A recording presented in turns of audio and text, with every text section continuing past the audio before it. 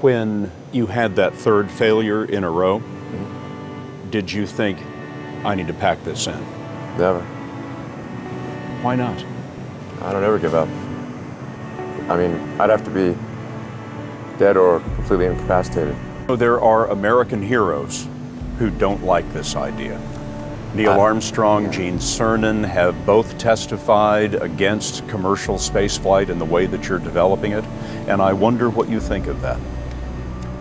I was very sad to see that because those guys are, those guys are heroes of mine, so it's really tough.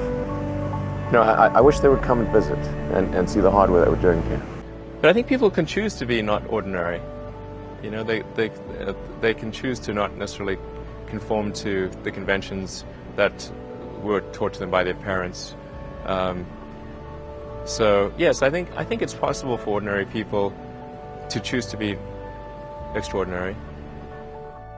You can get a book, you can learn something, and experiment with your hands, and just make it happen. Find a way or make a way to get something done. Well, I think it's really a mindset. You have to decide, we're going to try to do things differently.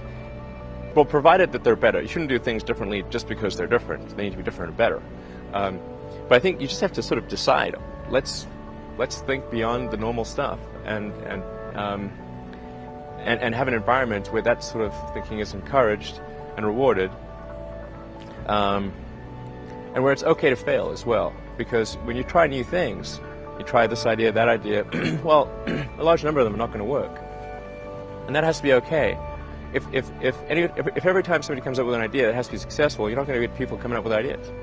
Well, it's like the Nike slogan, just do it.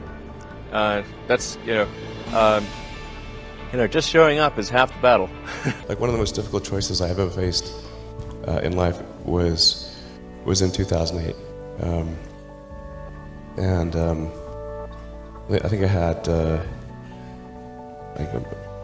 maybe $30 million left, or $30 or $40 million left in 2008. I had two choices. I could put it all into one company, and then the other company would definitely die, or split it between the two companies. But if I split it between the two companies, then both might die. When you put your blood, sweat, and tears into creating something, building something, it's like a child. I think certainly being focused on something that you're confident will have high value to someone else, and just being really rigorous in making that assessment, because people tend to, a natural human tendency is wishful thinking. So a challenge for entrepreneurs is to say, well, what's the difference between really believing in your ideals and sticking to them, and then just work like hell? I mean, you just have to put in 80 to 100 hour weeks every week. And then a lot of work. All those things improve the odds of success.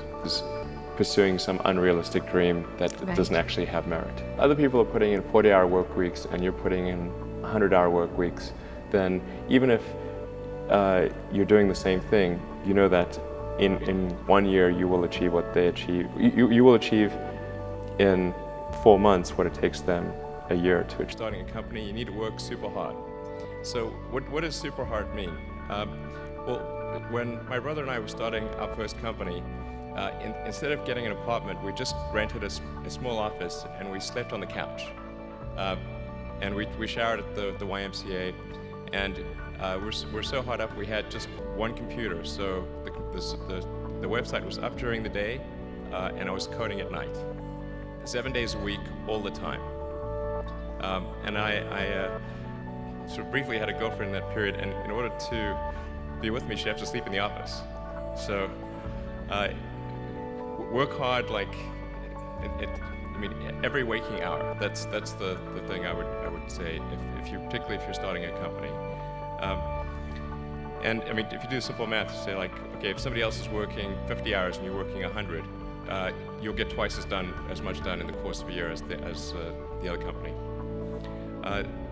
The other thing I'd say is that if you're creating a company or if you're joining a company, the most important thing is to to attract great people. So either join a group that's amazing, that you really respect, or if you're building a company, you've got to gather great people. I mean, all a company is a group of people that have gathered together to create a product or service.